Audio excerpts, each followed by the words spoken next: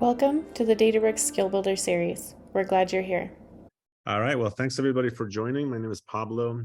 I am a solutions architect here at Databricks. I think the slide deck will go out afterwards to all the people who have joined in an email. So my email address is right here in the front page as well. So if you have any questions after the webinar, you can definitely email me and I will get back to you as soon as I can. All right, so what I'm going to go through today is some of the UDF options in Databricks, or user-defined functions. Basically, it's going to be a pretty straightforward topic. I'm going to enumerate some of your options, and we're going to go through some very simple examples of what those look like in practice. Whoops. So this is my agenda today. Talk briefly about what these things are, what kind of types of UDFs are supported inside of Databricks, or what type of functions you can use. There are some pros and cons that we can go through in terms of performance and things like that. We'll talk about it at the end. And then we'll actually walk through a real use case where I took a UDF from an outside source, which is a Java jar file, and we'll go through in a notebook and we'll talk about actually all of these, and then I'll show you this other use case. And like Stephanie said, if you just came in and if you want to ask a question, you can raise your hand to ask it live, or you can use the Q&A box and we'll get to them as soon as we can. All right. Okay, so UDFs, user-defined function. It actually means different things to different people. It's kind of a loaded term. At the very core of it, it's just a function. It's just a way to modularize your code, make it reusable, make it available to other people, make it centrally managed so that people aren't reinventing the wheel, redoing things that you've already done. And with Databricks, you can use several different types. And you can actually also take some of these and register them so that they are available to not just you, but different people in your organization. And we'll go through that briefly as well. So what I'm going to do is basically go through the different types of UDFs that you can use. And by the way, as we go through, you'll see that I put in a link to the documentation in this deck. After it goes out, after the webinar, if you're interested in some of these topics in more depth, you can come in here and go to the documentation, or you can just go straight to our documentation. So I'm going to go through the list of the different types, and then we're going to walk through most of these in a little sample notebook that I created for this webinar. And basically, there's things like regular functions, not officially UDFs, but they're kind of do the same thing. UDFs you can do in SQL, ones that you can do in different languages that we support. There's UDFs that you can do in Pandas. There's a different type of UDFs, which are aggregation UDFs, which we'll get into. And then this external UDF thing that I have at the last as the last thing is how you can bring external code from somewhere else, whether it's in a jar file or some other supported format, how you can bring it in and kind of wrap that and use that in your Databricks day to day. Okay. Any questions so far, Stephanie? I don't think so, right? No. Okay. All right, cool. So let's get into some of these. For this thing. Okay. So SQL functions, again, here's the docs that are included in this page. There's a couple different types of SQL functions that you can do. There's a scalar function, which just takes in whatever input you give it to, you put into it, and as an output, it gives you a scalar. So it's just one value, whether it's a number, whether it's a string, whatever it is. That is a scalar function. Table function is a SQL UDF that returns basically a table. It returns rows, columns, and you can define obviously what comes out of it. There's a couple different things that you can kind of opt in or out of when you're defining these things inside of Databricks. You can make them temporary, which means they're just available to you in that particular session that you're working in right now.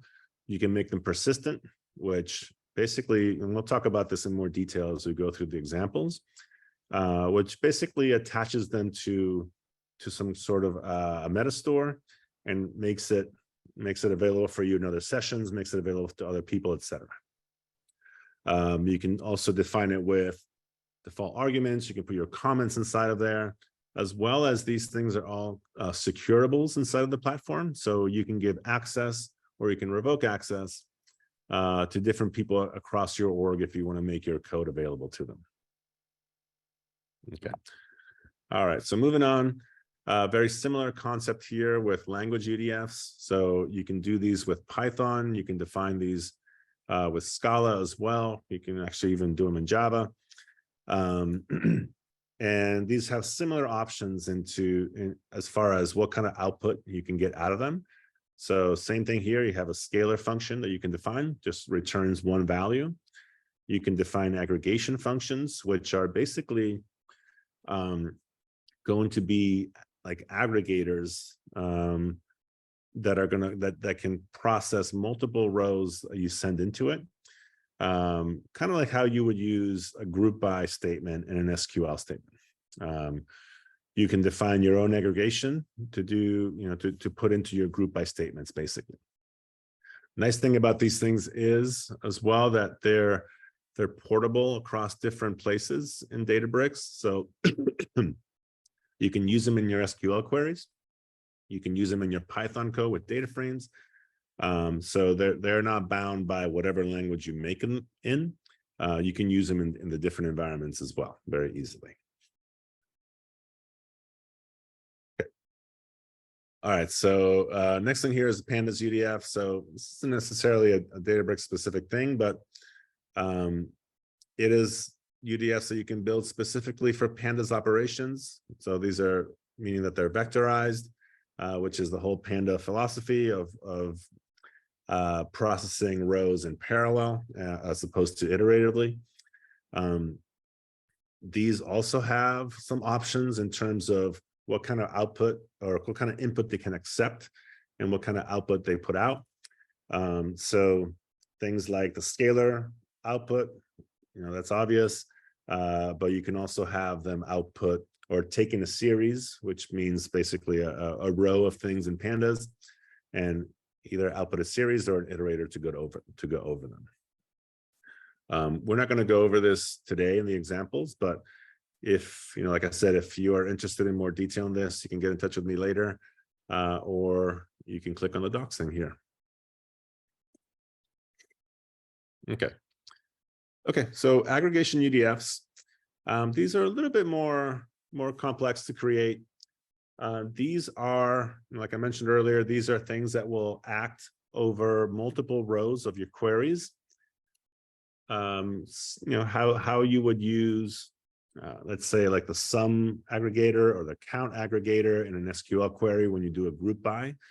You can define your own functions to use in one of those aggregated statements. The thing about these is that they are coded in Scala or Java. That you can use them in SQL, you can use them in Python.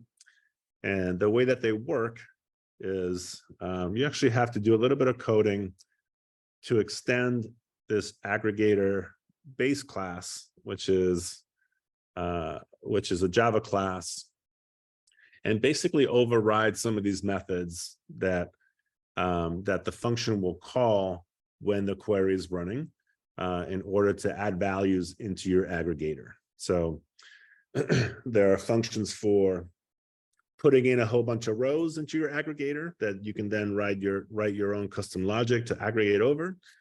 There's a function that will get called if we're adding a single value. And then there's this function finish, which will basically get called when Databricks is asking for the final result of the aggregation, when there's no more rows or no more values that are going to get fed into the function to get computed. So there is a little bit more coding here that needs to be done, but it's not that complicated. And then you can deploy it in Databricks, and then you can use it. You can share it with other people, and it'll just be available for you from then on. Since it does require coding, there's a couple of different places or ways that you can approach it. If you want to do it in Scala, you can code it directly inside of a notebook. You can define it in a notebook, and then you can use it from there. Or if you want to do it in Java, which is my preference, you can do it in an IDE somewhere outside and upload it as a jar file. And this is actually something that we'll talk a little bit about later on how to do this upload. So then you can use it there. Okay. Yeah, I see a question. Unity catalog overview recording, and yes, Priyan, we will reach back out to you, or Stephanie will get in touch with you about that to put you on the list for the distribution. All right, cool. All right. All right, I think this is the last type that I'm kind of enumerating here. So here's the documentation for this as well. This is how to bring up a library and install it into your Databricks cluster so that you can use whatever code that you created or whatever third-party code that you're interested in using. You can either upload it from your local machine, you can point it to PyPy repository or things like that. What I'm going to walk through in our example here is how I created a jar file to kind of wrap an external function that I'm interested in using, how to call it, and how to pass data from it from SQL. But really, this kind of extends more generically into how you can bring outside libraries into your clusters and how you can start using them in your code in Databricks. So this applies to that as well. And we'll go through this in the demo as well. Okay. Okay, I'm actually going to stop here, and I'm going to go into a little notebook that I have ready to go. Let me stop here and see if there's any questions. Okay. No questions, so I'm just going to keep going. So I have here a sample notebook that just shows things that are very simple. One of the things that I want to start with the simplest and just keep going to the things that are more complicated. So I'll start here with just the functions. So even though we're talking about UDFs, and UDFs have a very specific meaning in a lot of different data platforms that are out there, you can always also just define functions, whether they're Python functions, R functions, Scala functions, whatever they are.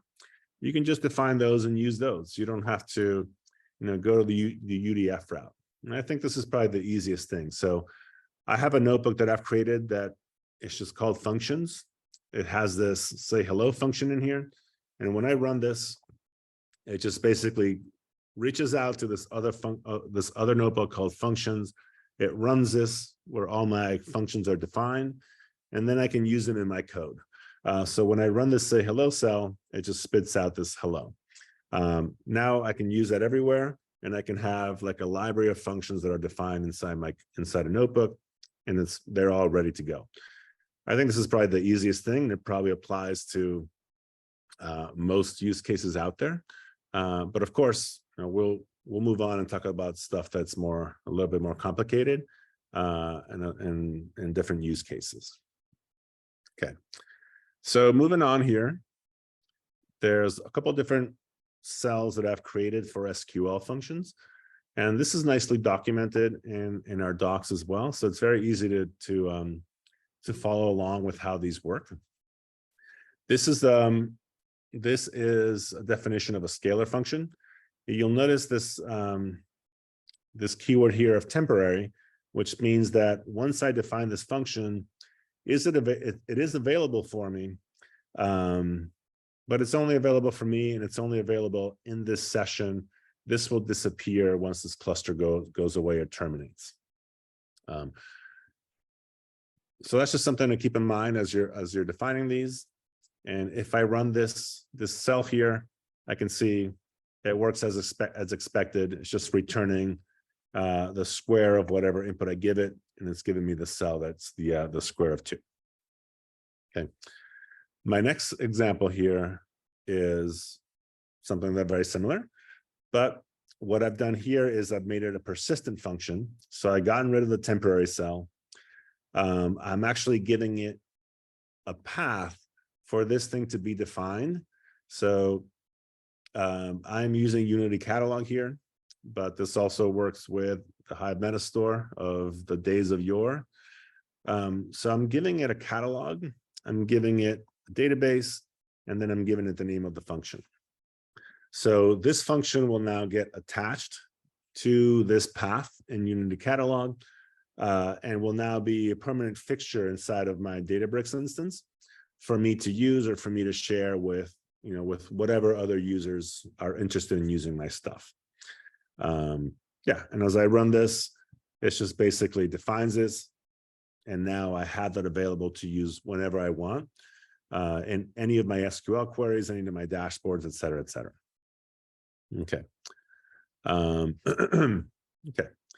And just a couple more examples here. So this next thing is also a temporary function, but it just has a couple different options. Things like comments, things like default values for my inputs. So the syntax of how these things are defined is a little richer than when I showed you, than what I've showed you up to now. Just know that there's a couple of different options that you can do, and a couple of different ways that you can define it to make it easier for you to look at. Hey, Paula, we've got a question. Yeah. The question is, would the temporary function be part of the Spark session or the cluster? Yeah, so it's actually part of the session. Yeah, cool. All right, yeah, thanks for that. All right, and then the last SQL function here that I have going is an example of a table function. So, so this is another temporary function, but what this does is it actually will return not just one value, it'll return a table of values. So what I have is, as inputs, I take an X and Y, both integers. It's going to return a table of 3 integers, basically. And I'm basically just using the functions that I've defined up to now to just create just a bunch of data. So I'm going to create a sequence from X to Y. I'm using this explode function that's built into Databricks that basically explodes an array into rows. So I'm making rows, and then I'm just outputting the number, the square of the number, and the cube of the number. And that's all it is. So once I define that, and I do a select all from my power sequence. So this power sequence takes in the 1 to 4, basically explodes it into rows that are 1 through 4, and then it does the square and the cube of each one. So let's see. So basically this gives you this table. Yeah, let me see if there's any questions here. No questions. Okay. All right, so this is a way for you to basically take any input, take whatever processing you need to do, and output it as any other plain old table that you would see in any typical SQL select statement. Okay. All right, moving on to UDFs that you define in languages. So I have one example in Python. It's basically, an extension of a regular Python function, right? So you define a Python function. This one again is doing just squaring, and then you tell Spark, hey, I'm going to register this thing as a UDF. I'm going to call it this, and this is my function object that you should use, or that you should call into when someone uses this UDF. And once this is done, now it is registered, ready for me to use.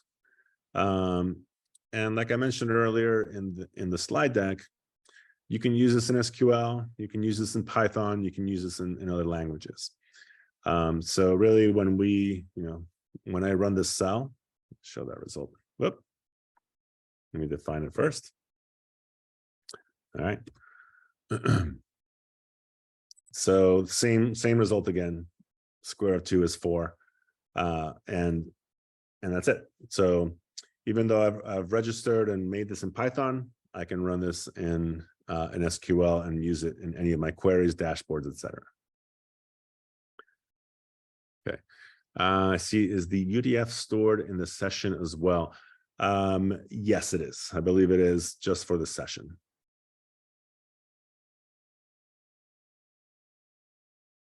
All right, cool.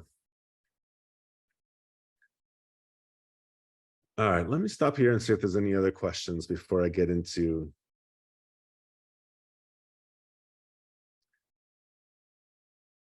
Yeah, so I think I need to double check this, but I believe it's stored in the session. Yeah, I would agree. Yep. Yeah, and Mimi, that is what I'm going to get into next. Thank you. All right. Okay, so actually, yeah, one of the things that actually, before I move into the Java stuff, one of the things that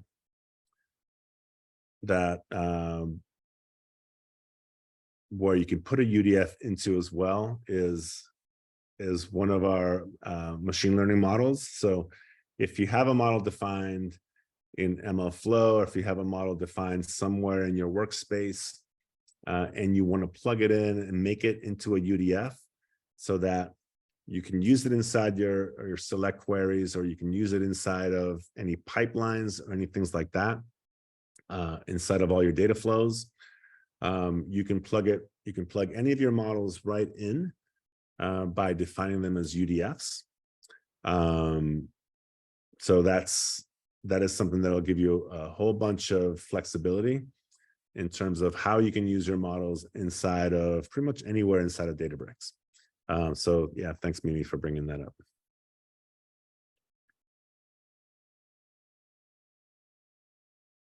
Okay. So it looks like we have a couple questions around Yeah. being able to permanently register it and whatnot. You want to grab those, answer those? Yeah. Okay, so those are kind of related. I actually don't know the answer off the top of my head, so let me look into that. If you wouldn't mind putting your emails, if anybody's interested in knowing how to register these UDFs permanently to the workspace,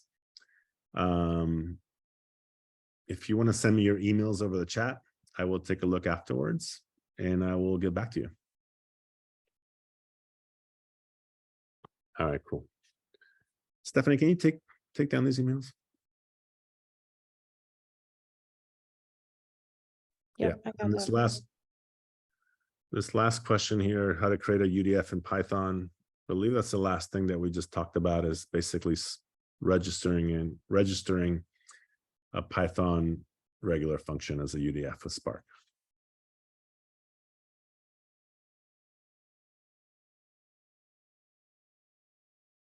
All right, cool. All right, perfect. All right, so I think we're good on the answers right now. Yep, so I'll just move on. All right, so this will be the last kind of example that I have here. So this is a real world example of something I did a little while ago, basically bringing in an external jar file and using it inside of Databricks. This is actually a jar file that came from another vendor called DataRobot, which is a vendor that we also partner with. And the customer wanted an example of how they can take a machine learning model that was created in this third party, and how can they use it to do mass scoring of the model across multiple nodes in our clusters, et cetera, et cetera. So the way that works with these DataRobot models is that you can export them as a jar file. So what I worked on was taking that jar file, putting it inside of Databricks, and then making the glue code to be able to use it directly from Databricks SQL, or from Python, or from whatever it is. So let me start a little bit off with that. Show some of the code that we use here. So this jar that was given to me, this test jar that was given to me, basically allows you to bring it into a Java program. This is the method that is made available to it, to your code, to basically call into this jar file, run this model on whatever data you put into it, and then take the output out. So I took this jar file, I did a little bit of a wrapper here. So this is the method that I created. It takes in a map of a string and object types as input, and it returns an integer, basically a 0 or a 1. This is a classification model. So it returns a 0 or a 1 based on yay or nay, or whatever this model is predicting. So once I got this jar, once I made this very simple kind of wrapper around it, it's time then to compile this into a jar and upload it into DataRobot. So I'm sorry, Databricks. Let me move this thing out of the way. So if I look at my cluster, this is the cluster that I have created for this webinar, or that I usually use. If you look in the Libraries tab, you'll see a couple of different things. So this one you can ignore. This is for something else that I was working on. So this is the model that was outputted from the third-party vendor that contains this model that I want to start using in Databricks. This is the jar file of my simple simple kind of wrapper that I just showed you. So now anything that I've made available in either one of these things, either one of these jar files, is now available for me to use and for me to call into from any code that I have running in my cluster. So what I'm going to do at this point then is start referencing that jar file. And you'll notice here that this is built in Scala. This is my life's work and achievement when it comes to Scala coding. This is the only Scala code I've ever done. And the reason why it's done in Scala is because some of you may know Scala and Java, they run in the same runtime. So they can also share data. They can share objects. So they're basically, when it comes down, when the rubber hits the road instead of the runtime, they are the same thing. So this is the reason why I'm defining it here, and why this is the required glue to make this happen, from being able to call into this jar file. So right here I have my import my stuff, org.pablo. Everything else that's in there. This is my package.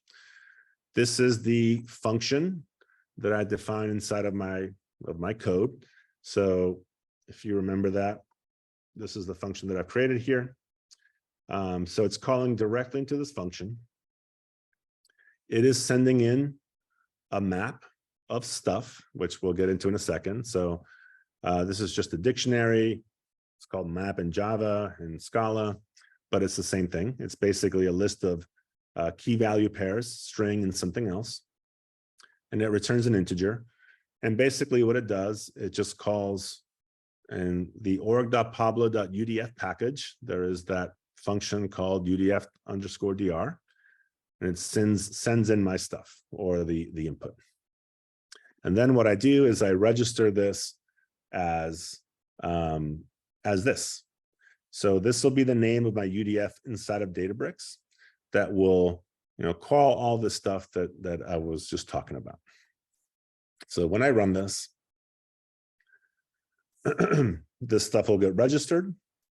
And then it'll be available to use for me to use anywhere in Databricks, in SQL calls, in Python calls, et cetera, et cetera.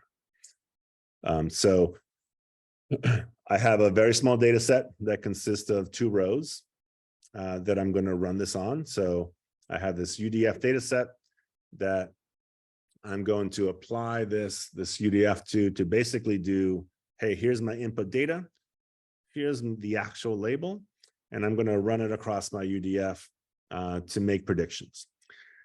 The good thing about this is that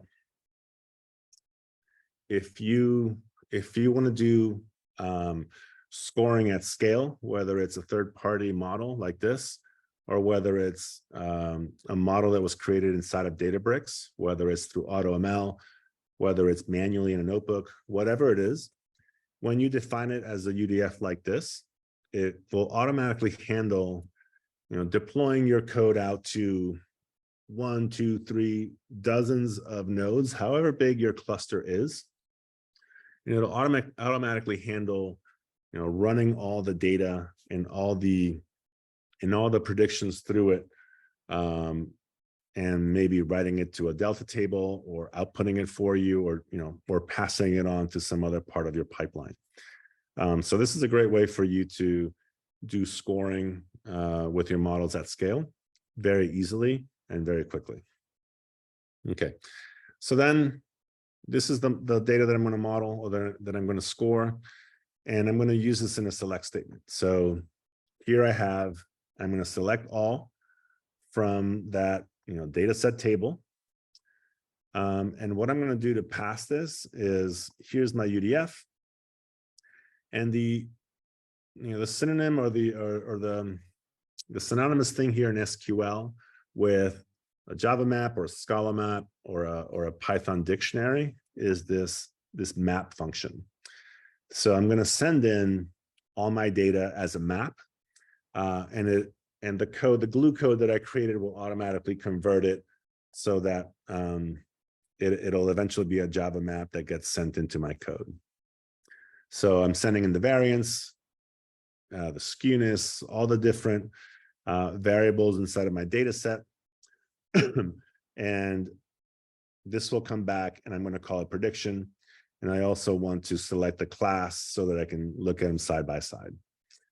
So when I run this, I've actually already run this, but you will see that all the data goes through. The prediction is here, the actual is here, and all this code has been glued together in order to do this very quickly and to do this at scale if you needed to. Okay, I'm going to pause there. So see if there's any questions here. All right, and I don't see any. No, there's only one question that I had already answered that asked if the notebooks could be sent out, and I just said we could send them out with the recording. Okay, yeah, definitely. All right, cool. So then we're done with this, done with the notebook. So let's just wrap it up. We'll wrap it up with the next, with a couple slides here. So there are some things to think about when you're using UDFs. The documentation page that I have linked here is really, really good in explaining some of these considerations. So make sure to check that out. But there's really some guidance on what is most performant, and what are, depending on that, it's probably a good idea for you to look to see what it is that you're trying to do with the UDF. Does it make sense to do that? Or is there a better option? So as you all probably know, Spark has an optimization engine built inside of it that basically looks at all the stuff that you're trying to do in any particular call, and automatically rearranges and massages stuff to make it the most efficient possible. When you define certain types of UDFs, those things are like a black box to the Spark optimizer, so it won't be able to optimize them. So it may or may not have some sort of bottleneck or some performance issue. So that's something to think about. And in this docs page, if you look at the bottom right of this slide, that's basically lifted completely from that docs page, which will give you some guidance on which type of UDFs are we able to automatically optimize for you, which types we are not, and what are some of the different considerations for each one. Okay. All right, I guess that's it. You already did the demo. All right, so that's it for that. Let me go into the questions here. This question call that says, what is glue code? Really, that doesn't really mean anything. That's just something that I was referring to when it comes to being able to bridge the gap between using a UDF inside of my SQL code and being able to call into a Java function as part of that. I just refer to that as glue code. It's not really an official thing. It's just kind of integration code, I guess you can think of it that way.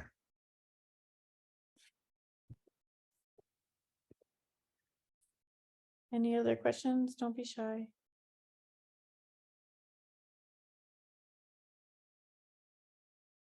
All right, well, with that, then I'd like to thank you, Pablo, for your time today, and thanks everybody for joining. And we'll hopefully see you guys soon. Thanks. All right, thank you. Thanks, everybody.